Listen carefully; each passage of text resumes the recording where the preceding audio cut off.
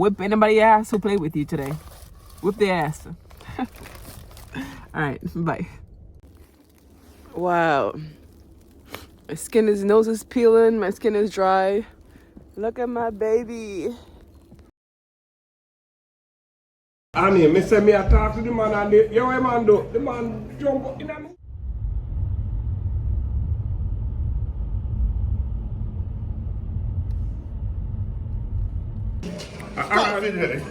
Alright, plant one big tree over here.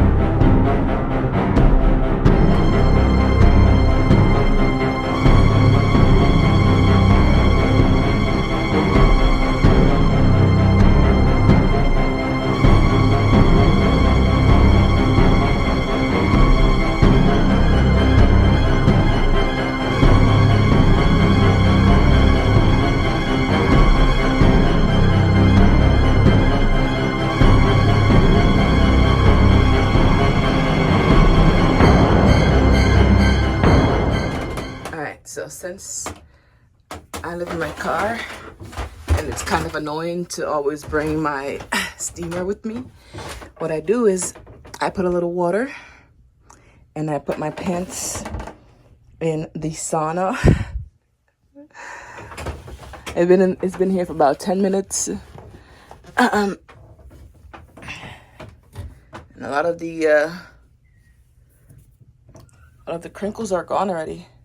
See, a little bit of water, throw it in the sauna. It is morning, so the sauna is empty. I wouldn't want to do this if the sauna was crowded, but it's 9:30 a.m. and the sauna is empty. So throw your pants in there, 10 minutes, and all them wrinkles would be gone. Look at that. So much better.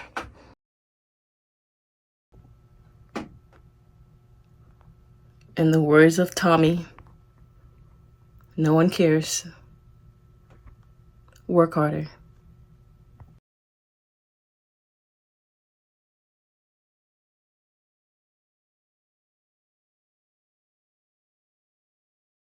If you wouldn't say that to your mom or your sister or your wife, if you wouldn't say that to somebody you love, if you wouldn't talk to them that way, don't leave it in my comment. Don't leave it in my comment. I don't want to hear it. Look at my baby. Oh my gosh. If you would not like them to receive that, don't put it in my comment. I will mute you forever. Okay? Alright. So this is one of my favorite book of all time. Wow. Look at my baby. Oh gosh. Probably should have put some gloves on. I don't have any gloves though. Oh. Not a good idea. Not a good idea.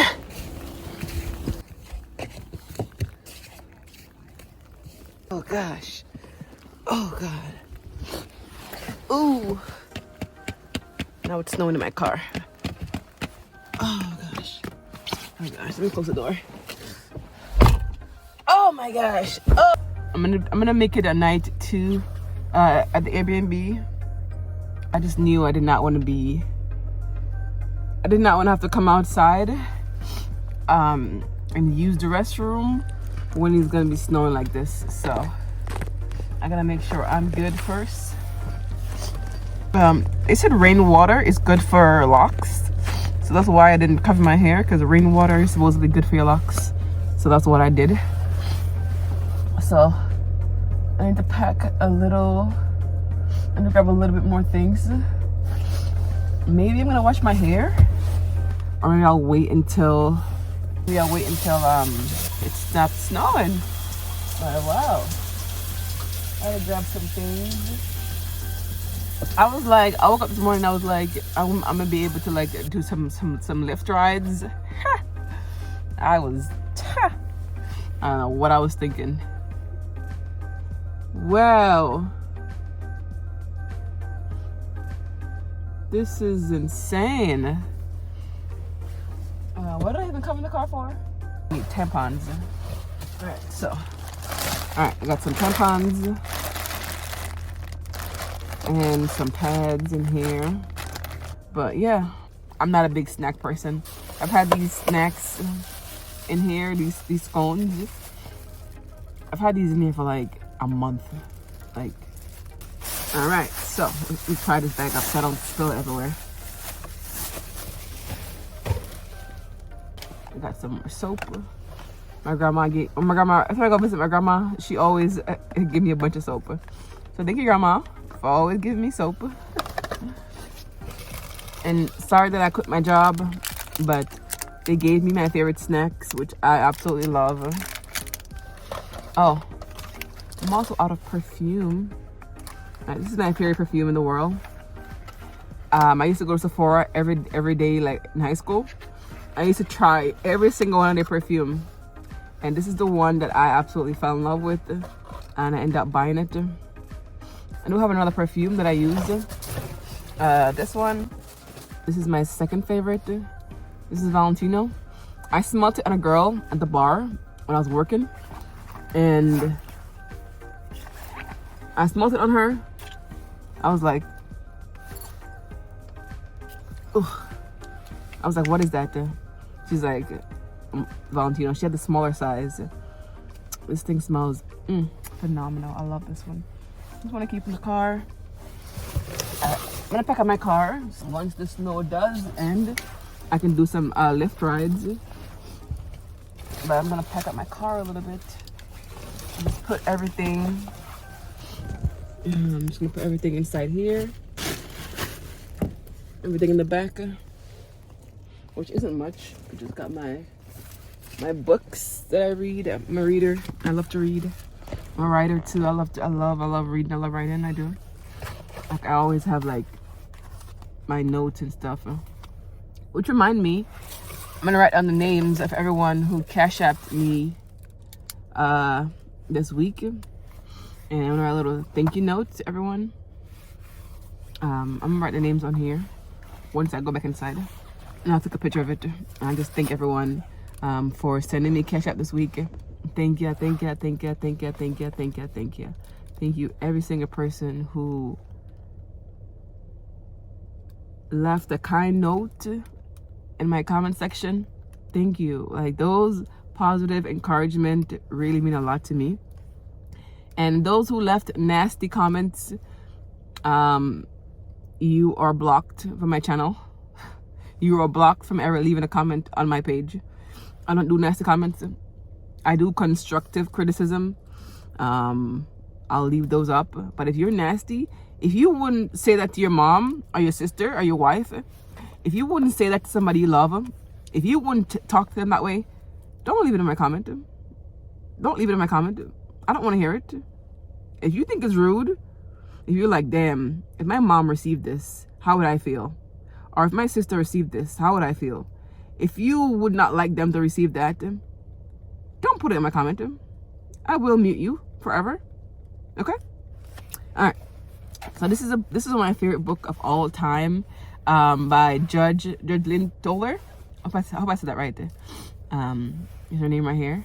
It's a picture of her. This is her. I love this woman. I love this woman so much. R.I.P. to her husband who passed away a while back. But this book, Dear Sonali, Letters to the Daughters I Never Had. This book is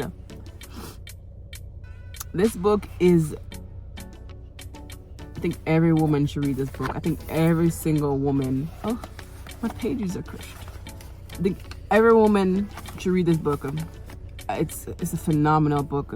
She talks about a lot of things, a lot of encouragement things, and she talks about how she leans to the dark side. Can I find it? I might not even ever find it, but she talks about how she leans to the dark side, and people who lean to the dark side, filled with anxiety, depression, you relate more to darkness. He talks about that, and I never felt so heard in my entire life, because I also lean more to the dark side, and it's just such a wonderful book. Like, every woman should read this book. I've read it, I reread it, I open it sometimes when I'm feeling sad or I'm feeling depressed, and I open it. Oh, here we go. I lean a little dark. I suffer from anxiety and depression, which means I might need a team of people to get me out of the house into the game so I can take that shot. I have this great grinding warrior machine in my head that creates catastrophes. Is that the word? Catastrophes? And spits out horror stories each and every single day. I see problems everywhere. And she talks about, she doesn't lean as dark anymore, but that's how she she used to be. And I just love that. Like, I underline that part, because, like, hearing someone talk about leaning dark and suffering from anxiety and depression, I never felt so seen. I first read this in 2021 when I first rented an apartment in New York City, and I had a bunch of roommates, and it was like I was freshly on my own. It was a really, really dark time for me. Yeah, I love this book. Another part where she says, only date your ideas, never marry them. That way, when a new and better one comes along, you can trade up without doing a whole lot of emotional paperwork. Ooh! Only date your ideas. This is important for me because I have a note section in my phone where I have a crap ton of ideas. Like, I have so many ideas. So only date your ideas, never marry them. The amount of things that I've started and just said screw this because it sucked is unbelievable. So I love this book. I obviously this is not paid promotion, but here's another one. This is one for the people in the comments who likes to leave negative stuff. Everybody's got an opinion, and most of them don't count.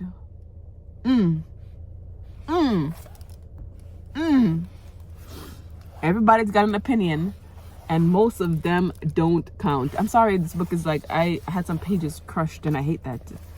I hate that the pages are crushed. It's such a wonderful book. And never go with the flow unless you're quite sure you know where the flow is trying to go. People can be silly. If I had a dime every time I heard someone say, this is me, this is how I am an individual, I'm real, I keep it at 100, I'd be rich, right? On the other hand, if I had a nickel for every time those same people lost their minds because other people didn't share their belief, I'd be richer. Ooh. And here she says read books. Yeah, read. I'm not gonna show you too much. I mean, I would, but I don't think you would listen to me all day long read this book. All right, last part. Working on your weakness. Like, I have a lot of weaknesses, right? She says, I show up at stupid regularly, but rarely do I stay. Ha!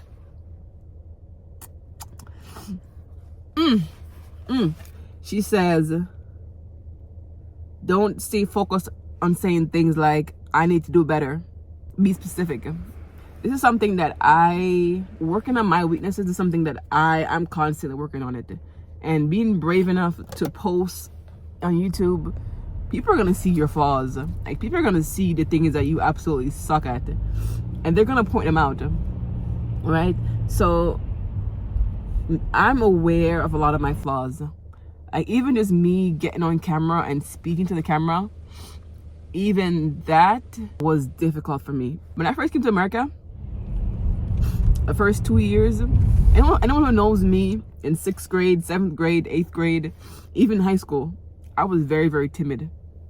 I was very, very shy. I was very afraid of speaking. Like, I was very, very, very, very afraid of speaking.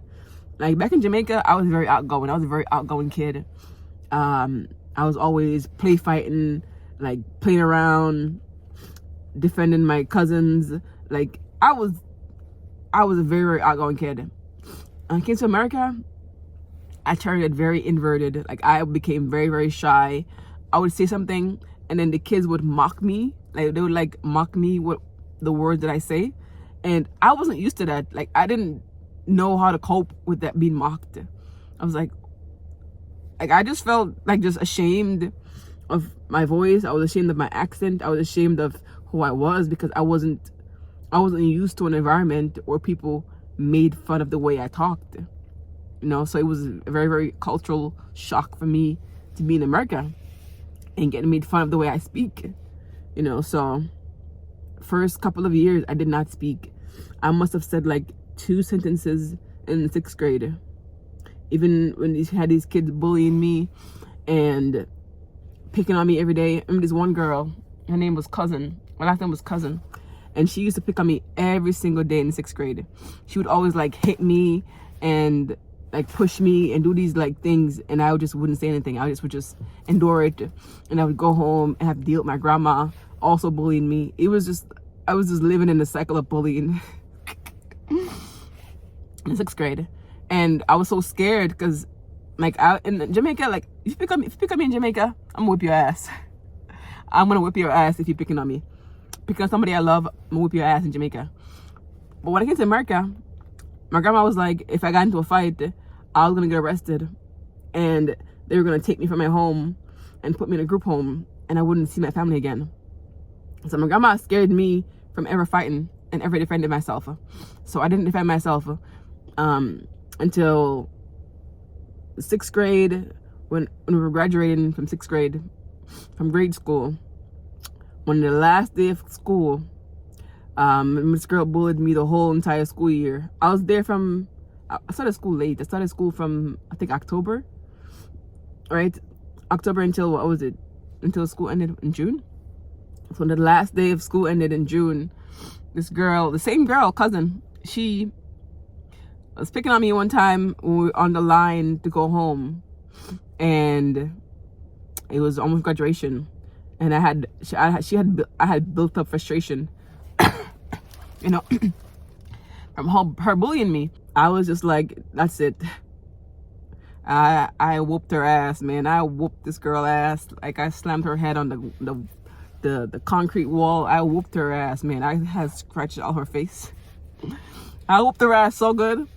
This girl never bothered me again for the rest of the few days or the few weeks I was left in school. But I was so afraid of fighting that I just didn't know how to defend myself. Like, all right, I was afraid to speak. I was afraid to fight them, so I didn't know how to defend myself. But that last day, I whooped her ass. I whooped her ass. Which I should have whooped her ass when she first started bullying me. But I was so terrified of what my grandma said. I didn't know how to speak up for myself or defend myself. But I whooped her ass. Oof. I felt so good.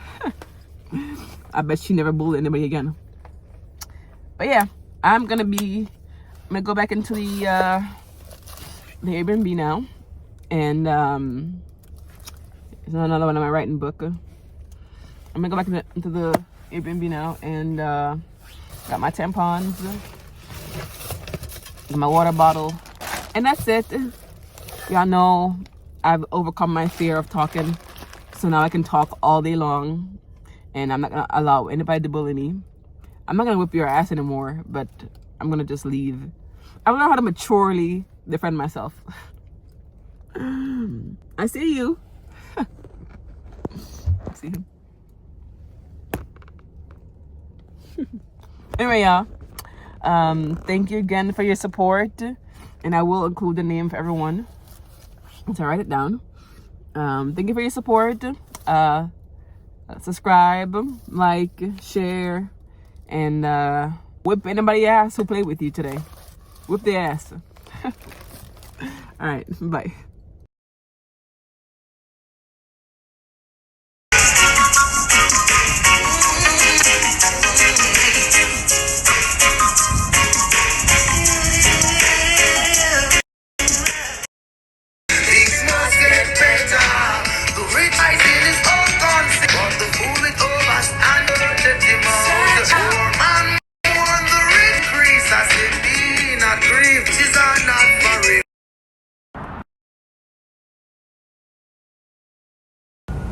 Tell me where the sidewalk ends.